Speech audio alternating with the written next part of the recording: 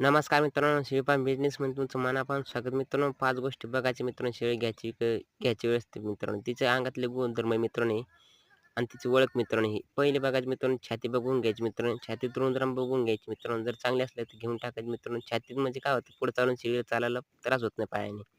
दुसरी गोष्ट पाहिजे मित्रांनो तिची, ही पोळी पाहिजे अंगाची. ही पोळी पाहायची आणि मुंडकं पाहायचं असं देखणी शेळी पाहिजे मित्रांनो. पोळी जर असली तिची विशिष्ट गुणधर्म आहे मित्रांनो ही शेळीची.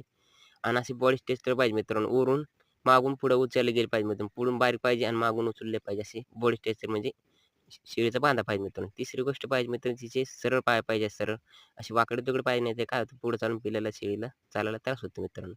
चौथी गोष्ट पाहिजे मित्रांनो अशा खुऱ्या पाहून घ्यायच्या मित्रांनो. व्यवस्थित चकचक खुऱ्या पाहून घ्यायच्या. नाहीतर काय खुऱ्यानं जर पळी शेळी घेतली मित्रांनो शेळीचा पाय मोडू पण शकतोय आणि शेळी वाकडे-तिकडे चालते. पाचवी गोष्ट पाहिजे मित्रांनो शेळी दात तपासून घ्यायची मित्रांनो.